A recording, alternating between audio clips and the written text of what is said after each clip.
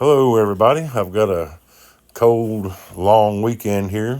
We're going to pull old Melissa's 1974 Dodge Coronet back in the garage and do a little bit of work, particularly around the tail light surrounds and this license plate filler neck surround here.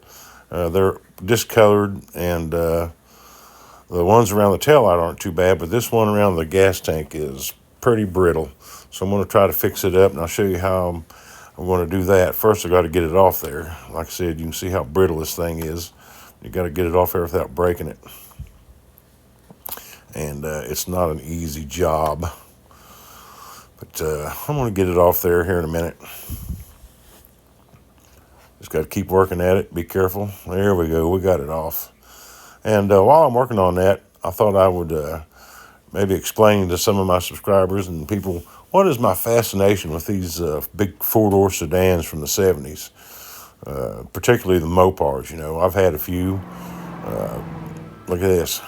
Everybody's seen this one, the old 72 Polara, one of my favorites. It was a Walking Tall movie, you know. Got me hooked on that one. And I kind of souped it up a little bit, had a lot of fun with it. Made definitely my most successful YouTube video is this one here. And if you haven't seen it, find it, check it out.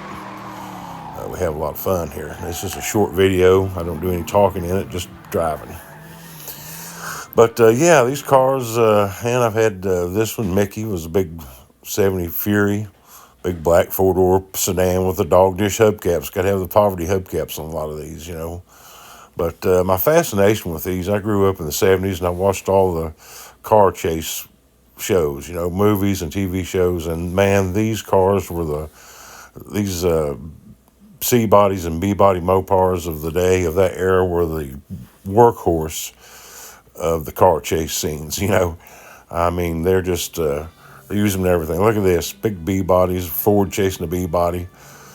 You know, they're in San Francisco. You know, this is your obligatory San Francisco car chase. You got to go over the hills here and do the jumps.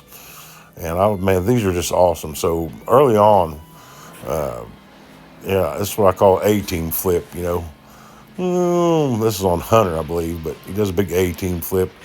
But usually, you know, these guys in these big police cars, these big sedans, they just walk away. Nobody gets hurt. I was like, man, these are tough cars, you know. Look at this one.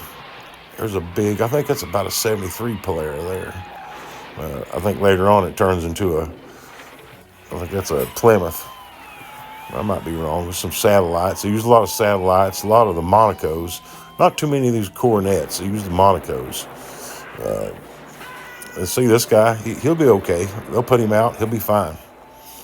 You know, they're chasing motorcycles, having a good time. But, yeah, this is always like these. You know, I knew I was never going to be able to afford a, you know, 69 Charger or the Hero car or big, you know, Challengers and this and that. But I knew I'd probably lay my hands on one of these. And usually when you get one of these old four-door cars, you can get one that's in pretty good shape for cheap. You know, if this car like Melissa I've got here, if this was a desirable car, you know, a Charger or something, you know, it would cost a fortune for something like this in the condition it's in. But, yeah, that's what's got me started on it.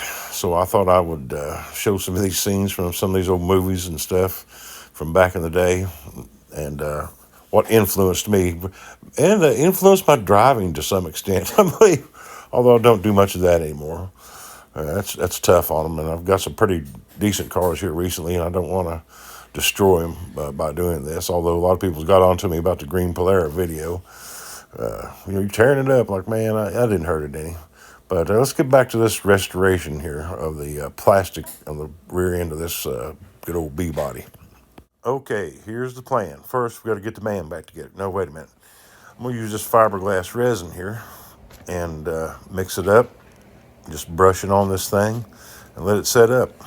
And I believe that will help it. I believe it's going to restore it. I didn't sand around on this too much because it's pretty darn brittle. So I just kind of left it as is. It is what it is. But we're going to get it all coated here. And we're going to let that dry. Let that set up, harden. While we're doing that, I didn't take the surround off these taillights. I did remove the taillights and mask them up. Clean them up. primered them up, then I painted them up. I'm using this Duplicolor wheel paint. It turned out pretty good. Decent, not bad at all. And got everything cleaned up here, and I'm cleaning up behind where the that little surround goes around the license plate. And I've got this looking a little bit better here, little by little. Put that back together. We'll give you a finished product here in a little bit. Yeah, waiting for some paint to dry here, but now I've got it done. It doesn't look the greatest, but it doesn't look too bad. For extra points, what do I mean by this license plate right here? Leave it in the comments below, and I'll give you a shout out on the next shed show. PGF 352.